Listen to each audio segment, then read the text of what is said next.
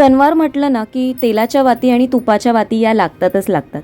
पण मी काय करते ना, मी फक्त त्या वाती बनवून ठेवते. कारण बऱ्याच वेळा काय होतं ना, तुपाच्या अशा आपण म्हणतो की तुपाच्या वाती बनवताना की त्या शुद्ध तुपाच्या वाती बनवाव्या. तर शुद्ध तुपाच्या जेव्हा वाती बनवतो तेव्हा आपण काय होतं, त्याच्यामध्ये थोडंसं वनस्पती तूप हे आपल्याला टाकावंच लागतं. आणि त्याचबरोबर तुम्हाला काही पाहिजे असेल, म्हणजे जसं आपण थोडाफार कापूर वगैरे पण टाकू शकतो. कलरसाठी हळद टाका किंवा रेड कलरच्या पाहिजे असतील तर कुंकू टाका. अशा वेगवेगळ्या प्रकारच्या आपण तुपाच्या वाती बनवत असतो. पण शुद्ध तुपाच्या त्या म्हणता येणार नाही, कारण त्याच्यात आपण थोडंसं वनस्पती तुपाचा वापर करतो. त्याच्यामुळे मी ना तुपाच्या बनवत नाही, म्हणजे फक्त आपण या अशा कोरड्या ज्या वाती असतात ना त्याच बनवून ठेवतो. आणि बऱ्याच वेळा ना कधी कधी पॅकेट्समध्ये येतात त्या आपल्या संपून जातात पटकन. आणि आपल्याकडे ना बऱ्याच वेळा एकाच साईजच्या आपल्याकडे मिळत नाही. कधी कधी वेगवेगळ्या जणांनी केल्या तर एक छोटी होते, एक मोठी होते. तर मी अशाच पद्धतीने वाती साईजने करून ठेवते. आणि त्या मी काय करते, थोड्याशा ना पाण्याचा हात लावून वळवून घेते, म्हणजे त्याच्यातला कापूस आहे ना अगदी नीट व्यवस्थित एकसारखा सगळीकडे होतो, पसरला जातो आणि छान अशी आपली वात तयार होते. अशाच प्रकारे मी फुलवाती पण तयार करून घेते बघा. एकाच साईजच्या करते आणि फुलवातीचं पण वरचं टोक करताना थोडासा पाण्याचा हात लावते, म्हणजे त्याचं टोक अगदी व्यवस्थित येतं आणि जळताना ते एकसारखं व्यवस्थित जळलं जातं. म्हणजे खूप असं वरचं जळलं जातं आणि खालचं तसंच राहतं असं होत नाही. आणि या ना आपण अशाच करून ठेवाव्या. कारण जसं मी म्हणते, शुद्ध तुपाच्या वाती काही प्रॉपर अशा शुद्ध तुपाच्या नसतात. कारण बाहेरून पण ज्या आपण आणतो त्या काही प्रॉपर अशा तुपाच्या नसतात, त्याच्यामध्ये वनस्पती तुपाचा वापरच असतो केलेला. इथे मी थोडंसं गंध घेतलं आहे आणि थोडंसं कलरसाठी, म्हणजे फक्तच असं प्लेन दिसाव्या आणि वाती वगैरे शुद्ध तुपाच्या आपण किंवा देवाला ज्या काही लावतो अशा प्लेन नसाव्या, म्हणून एकदम व्हाईट कलर दिसतो. तर म्हणून मी म्हटलं थोडंसं अष्टगंध जे माझ्याकडे आहे ते लावून घेतलं. आणि अष्टगंध लावल्यानंतर पण ते व्यवस्थित नीट वाती आपल्या जळल्या जातात. आता इथे बघा, आपण अशी वाट ठेवायची आणि जेवढा पाहिजे आपल्याला म्हणजे तेव्हा आपण असं तूप टाकायचं, म्हणजे तो अगदी शुद्ध तुपाचा असा दिवा देवाला आपल्याकडनं लावला जातो. आणि बऱ्याच वेळा मग आपल्या पण मनात राहत नाही की अरे आपण तूप केलेलं तेव्हा त्याच्यामध्ये थोडंसं वनस्पती तूप देखील टाकलेलं. तर ही झाली आपली पहिली गोष्ट. आता आपण बघणार आहोत आपण दुसरी गोष्ट कुठली करायची. तर आपल्याकडे बऱ्याच वेळा काय होतं ना, गेस्ट कधी जास्त आले किंवा कधी कधी एमर्जन्सीमध्ये दूध खराब झालं तर माझ्याकडे नेहमी ना असे मिल्क पावडरचे पॅकेट्स आणलेलेच असतात.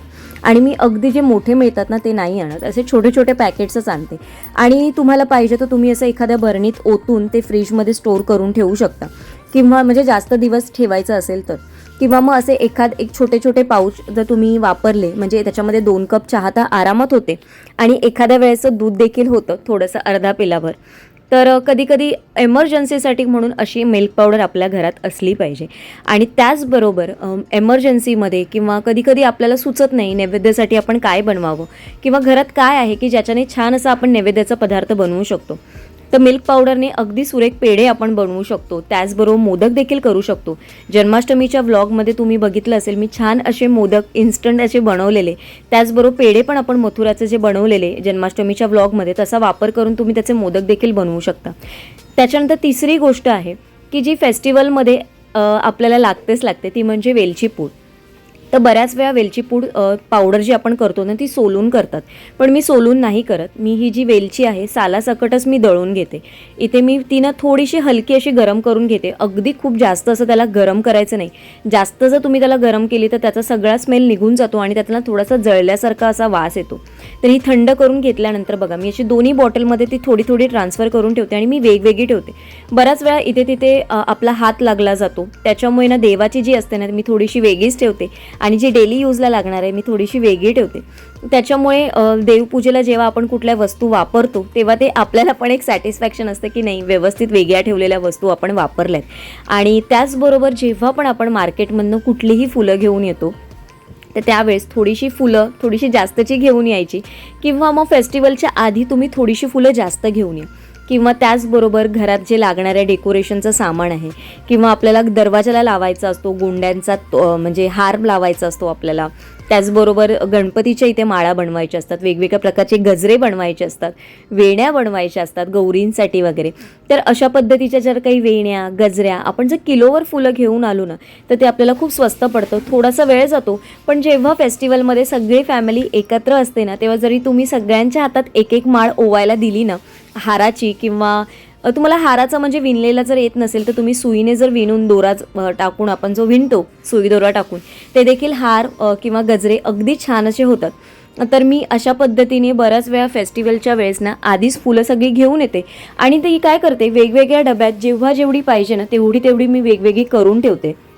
तर खूप छान असं पडतं. मोगरा तर तुम्ही असा बघायला गेलात तर फेस्टिवलमध्ये आपल्याला 100ला 3 किंवा 100ला 4 जास्तीत जास्त मिळतात. पण तीच फुलं जर तुम्ही पाव किलो घेतलात ना तर तुम्हाला 50 ते 60 किंवा जास्तीत जास्त फेस्टिवलमध्ये 80 रुपये पाव किलोला मोगरा मिळेल. पण तो मोगऱ्यामध्ये तुम्ही जवळपास 500 रुपयाचे गजरे बनवू शकतो. म्हणजे थोडासा वेळ जातो. तुम्हाला हातावरचा जमत नसेल ना तर तुम्ही अगदी सुईत दोरा वगैरे विणून ना त्या गोष्टी करू शकतात. थोडंसं असं वाटतं आपल्याला की आपला वेळ जातो, पण सगळ्या फॅमिलीने एकत्र मिळून जर काम केलं ना तर त्या फेस्टिवलचा आनंद पण आपल्याला घेता येतो आणि सगळ्यांनी एकत्र मिळून केलेल्याचा आनंद पण वेगळा असतो. तर बघा आत्ता त्याच्यानंतर आपण चौथी गोष्ट करणार आहोत ती म्हणजे अळूवड्या बनवून घ्यायची. कारण गणपतीच्या नैवेद्यामध्ये आपल्याला अळूवडी लागते. त्या अळूवड्यांची रेसिपी मी बऱ्याच वेळा आपल्या चॅनलवर अपलोड केलेली आहे. तर तुम्हाला जसं जमत असेल तुम्ही कापून करा किंवा अख्ख्या पानांच्या वड्या करा आणि त्या वड्या ना तुम्ही फ्रीजमध्ये आरामात 7 ते 8 दिवस स्टोअर करून ठेवू शकता. छानपैकी वड्या करून घ्यायच्या किंवा कोथिंबीर वड्या करा तुम्ही. आजकाल पण कोथिंबीर थोडी पावसात चांगली अशी मिळत नाही पावसामध्ये ओलाव्यामुळे, किंवा मग बऱ्याच वेळा असं होतं की कोथिंबीर खूप महाग देखील असते पावसामध्ये. तर अळूची पानं आता श्रावणापासून जी चालू होतात ना ती आपल्याकडे एक सण चालूच असतात. आता बऱ्याच वेळा आपल्याकडे आपण नैवेद्याचं ताट बनवताना अळूची वडी किंवा अळूचं फतफतं अशा ह्या 2 गोष्टी तर नेहमी आवर्जून करतच असतो. तर बघा अशा पद्धतीने मी नेहमी ना अळूवड्या करून घेते. आणि पानाची जी आपल्याला बऱ्याच वेळा एक प्रश्न पडतो की घडी उलटी म्हणजे आपली सुटली जाते. तर मी तुम्हाला इथे दाखवली आहे बघा. पान आहेत ना एक उलटं आणि एक सुलटं अशा पद्धतीने करायचं. म्हणजे दोन्ही साईडला ना त्याचा बॅलन्स एकत्र इक्वल असं पान होऊन जातं. म्हणजे बऱ्याच वेळा एका साईडला खूप जाड थर होतो आणि एका साईडला पोकळ होतो. त्याच्यामुळे जेव्हा आपण तो रोल करतो ना तेव्हा तो लूज कुठेतरी बसला जातो. तर तसं होऊ नये म्हणून रोल करताना अगदी घट्ट म्हणजे जसं म्हणतो ना आपण करकचून बांधायचं तसं छान अगदी घट्ट असं ती वळून घ्यायची आणि मग ती छान आपण स्टीम करून ठेवायची. 15 ते 20 मिनटं अगदी तुम्ही व्यवस्थित स्टीम करून घेतली ना तर ती अळूवडी कुठेही खराब होणार नाही आणि 7 ते 8 दिवस बऱ्याच वेळा राहते. फक्त तुम्ही ती रॅप करताना ना तुमच्याकडे फॉईल पेपर नसेल तर तुम्ही एखादा टिश्यू पेपर असेल तर टिश्यू पेपरमध्ये रॅप करून तुम्ही ती फ्रीजमध्ये एअरटाईट डब्यामध्ये स्टोअर करा. कारण बऱ्याच वेळा काय होतं जेव्हा आपण फ्रीजमध्ये स्टोअर करतो पण मॉइश्चरचं पाणी एवढं असतं की ते परत अळूवडीमध्ये मिक्स होते आणि अळूवडीला थोडासा ओलावा येतो. तर तशा वेळेस तसं होऊ नये म्हणून जसं मी दाखवते माझ्या बऱ्याचशा व्हिडिओमध्ये मी तुमच्याबरोबर शेअर केलं आहे की मी ट्रान्सपरंट फॉईल पेपर जो असतो तो मी वापरते अळूवडी किंवा जे काही माझ्याकडे उरलेला का एखादा पदार्थ वगैरे असेल तो रॅप करण्यासाठी वगैरे मी त्याच्यामध्ये वापर करते त्याचा. तर अशा पद्धतीने आपण जर थोडंसं हे काम करून ठेवलं ना तर हे आपला बराचसा वेळ वाचवणारा असतो. कारण अळूवडी करणं हे देखील तेवढंच महत्त्वाचं आहे आणि खूप इम्पॉर्टंट टास्क आहे.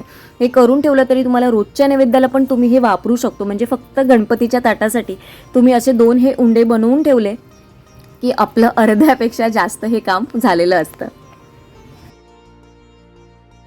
आता आपण बघणार आहोत पुढची 5वी गोष्ट. म्हणजे बऱ्याच वेळा ना आपल्याला गोडांचे काय काय पदार्थ करावे याच्यासाठी ना माझ्याकडे मी थोडंसं प्रिपरेशन करून ठेवते. म्हणजे बघा माझ्याकडे ना हे तांदूळ आहेत.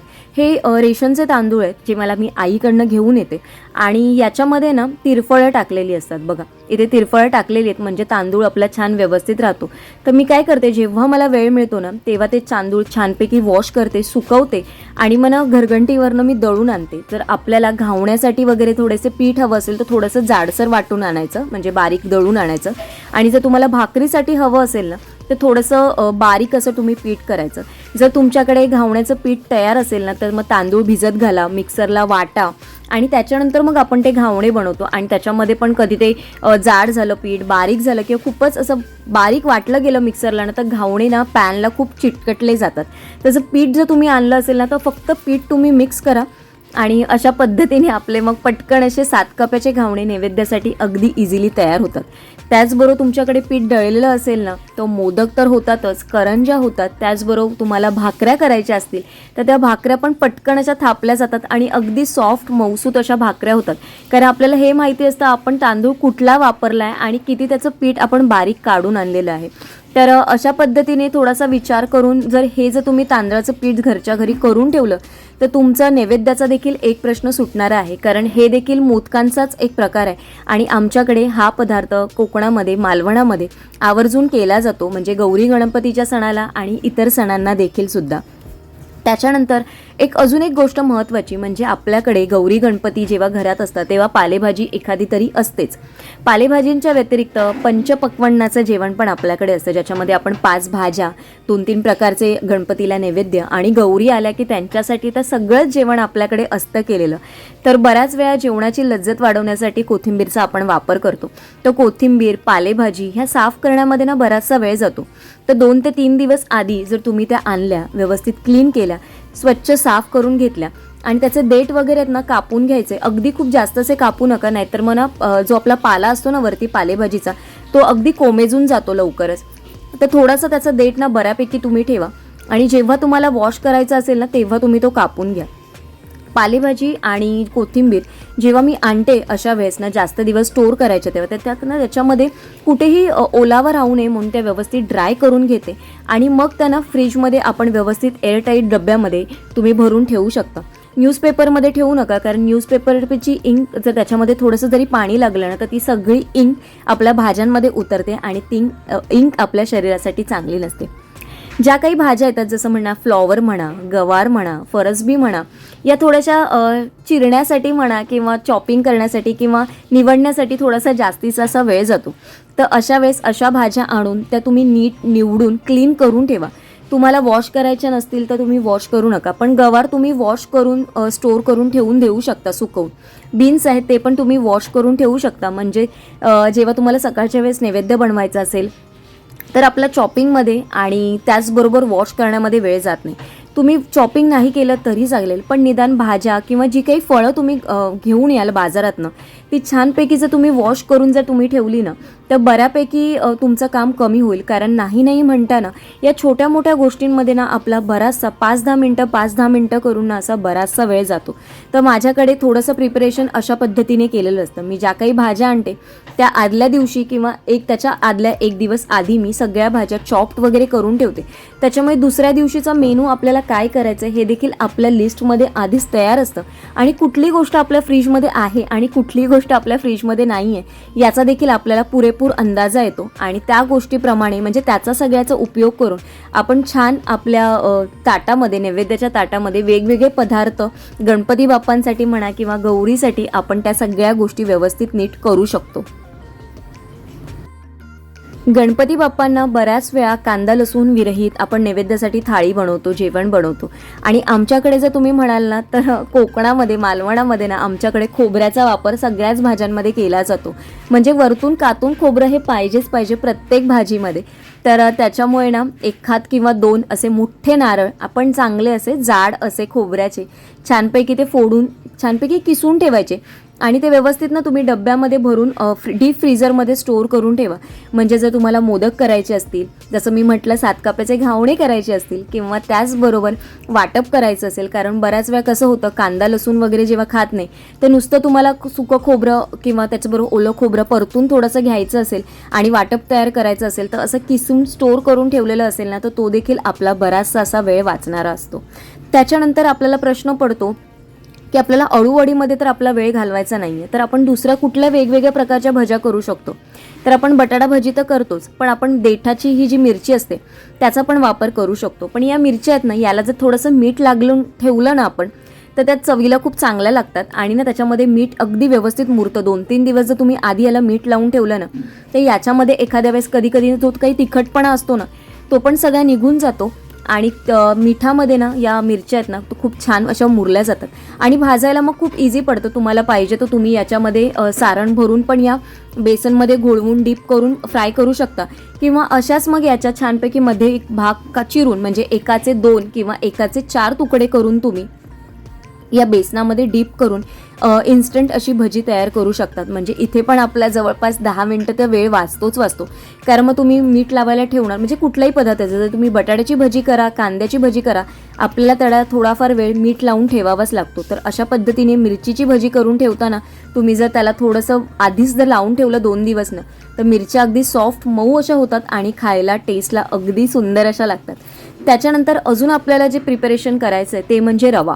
तर बारीक आणि जाडा असा दोन्ही प्रकारचा रवा आपण घेऊन तो छानपैकी व्यवस्थित भाजून घ्यायचा. कारण जाड्या रव्याचा शिरा म्हणा किंवा नैवेद्यासाठी बऱ्याच वेळा आपण त्याचा वापर करतो, प्रसादाचा शिरा करतो.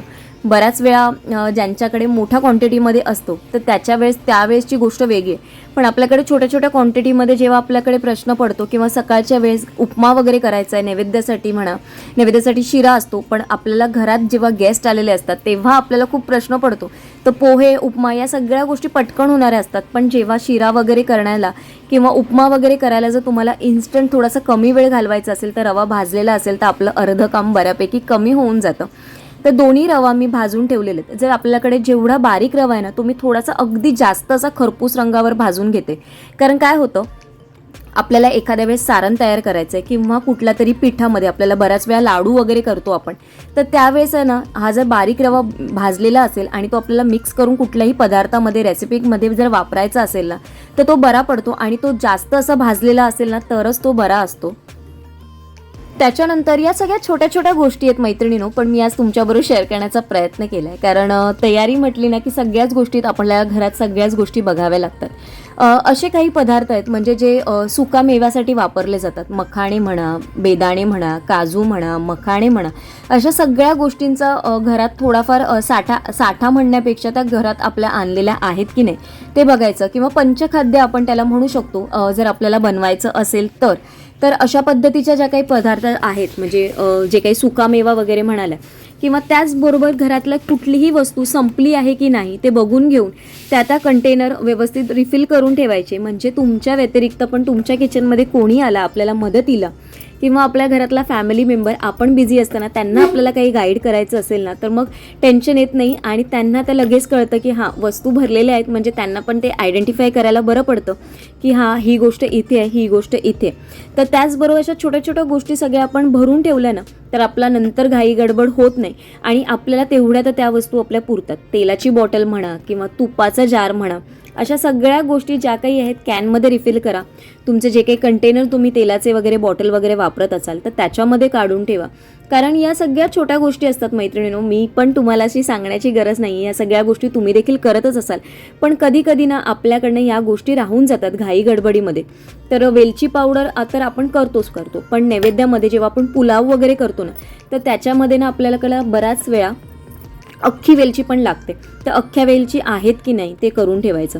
बघा असं जर पंचखाद्य किंवा सुकामेवा आपल्याकडे असेल ना तर इन्स्टंटमध्ये आपण ते सगळं पीठ एकत्र करून छानपैकी त्याचे ना ड्रायफ्रूटचे लाडू किंवा ड्रायफ्रूटचे मोदक आपण घरच्या घरी तयार देखील करू शकतो.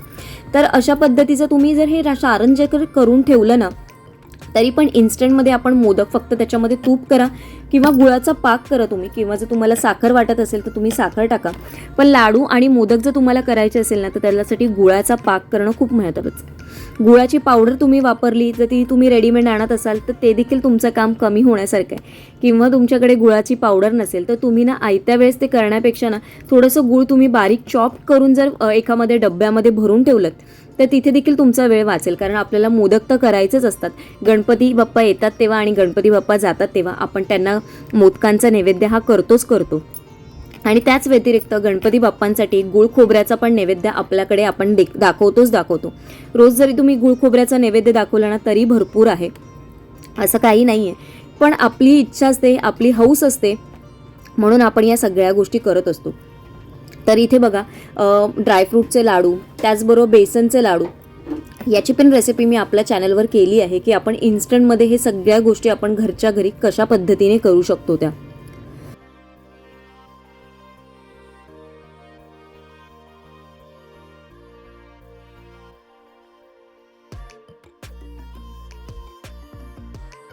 फेस्टिवल म्हटलं ना की अशा छोट्या मोठ्या बऱ्याचशा अशा गोष्टी असतात. पण आज माझ्या ज्या लक्षात येतील किंवा माझ्याकडनं तुम्हाला काहीतरी मदत व्हावी यासाठी मी काही बेसिक गोष्टी आहेत ज्या आपण बाकीची कामं करता करता घरातल्या घरात करू शकतो.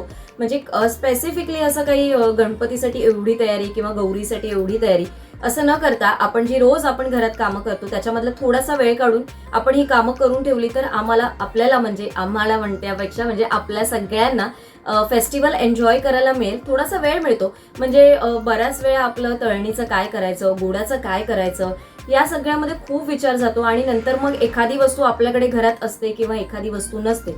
मग अशा वेळेस थोडंसं प्रिपरेशन करून ठेवलं की सगळ्या गोष्टी थोड्याफार इझी होतात. सगळ्यात जास्त अशा इझी होतात असं नाही, कारण फेस्टिवल म्हटलं की कितीही काही केलं तरी खूप कमीच असतं आणि जेवढं आपण करू ना तेवढं पण कमीच असतं म्हणजे आपल्यासाठी. म्हणजे जरी आपण म्हटलं ना की ह्यावेळेस मी हे केलं, अरे पण असं म्हणतो आपण कुठेतरी, नाही पण मी हे पण करायला पाहिजे होतं, असं बऱ्याच वेळा होतं. माझ्या बाबतीत पण होतं असं बऱ्याच वेळा. तर मैत्रिणींनो, आजचा व्हिडिओ मी तुमच्याबरोबर जो शेअर केलाय त्याच्यासाठी तुमच्याकडनं माझ्यासाठी काही सजेशन्स असतील मला नक्की कमेंट करून सांगा. तुमचं अजून काही सजेशन्स असतील मला ते देखील नक्की कमेंट करून सांगा. गणपतीसाठी अजून काही रेसिपीज किंवा अजून काही व्हिडिओज किंवा अजून तुम्हाला काही इनोव्हेटिव्ह बघायचं असेल ते देखील मला नक्की कमेंट करून सांगा. आजचा व्हिडिओ थोडा जरी आवडला असेल तर लाईक, शेअर, चॅनलला सबस्क्राईब करायला विसरू नका. लवकरच भेटेन उद्या एका छानशा व्हिडिओमध्ये. तोपर्यंत सगळ्यांना श्री स्वामी समर्थ आणि गणपती बाप्पा मोरया.